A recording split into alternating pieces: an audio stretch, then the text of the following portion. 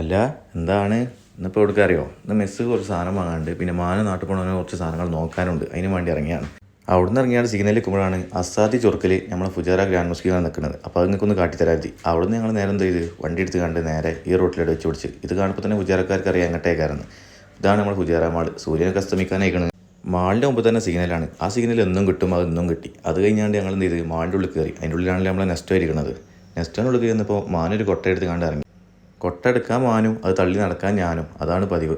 ഞാനങ്ങനെ സാധനങ്ങളൊക്കെ നോക്കിയാണ്ട് കുറേ ഓഫറുള്ളതും വേണ്ടിയും വേണ്ടാത്തതും നോക്കി റേറ്റും കാര്യങ്ങളൊക്കെ ചെക്ക് ചെയ്താണ്ട് ഞങ്ങളിങ്ങനെ നടന്ന് ഞങ്ങൾക്ക് വേണ്ട സ്ഥലങ്ങൾക്ക് എത്തി.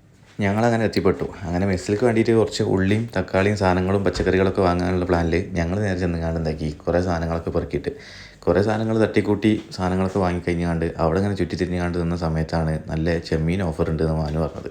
അങ്ങനെ പിന്നെ ഞങ്ങൾ ചെമ്മീൻ്റെ അടുത്തേക്ക് ഇരുന്ന് അവിടെ ചെന്നപ്പോൾ അവിടെ കുറച്ച് തിരക്കും കാര്യങ്ങളൊക്കെ ഉണ്ടായിന്.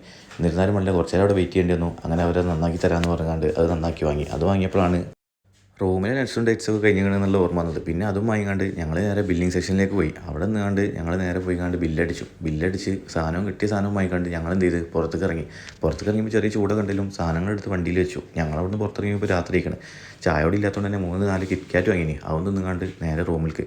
എപ്പോൾ പോവുകയാണെങ്കിലും ഒരു സിഗ്നൽ ഞങ്ങൾക്ക് കിട്ടും. പിന്നെ നൈറ്റ് ഡ്യൂട്ടിയിലുണ്ട്, സമയം വളരെ പരിമിതമാണല്ലോ. അവിടെ ചെന്ന് ലുലു കയറാനുള്ള പ്ലാൻ ആ സിഗ്നലിൽ തന്നെ ഉപേക്ഷിച്ചുകൊണ്ട് ഞങ്ങൾ എന്ത് ചെയ്ത് നേരെ റൂമിൽ തന്നെ വെച്ചിട്ട് പിടിച്ച്. അപ്പോൾ ഇതൊക്കെ തന്നെ പറയാനുള്ളത്. നേരം വേണ്ടേ?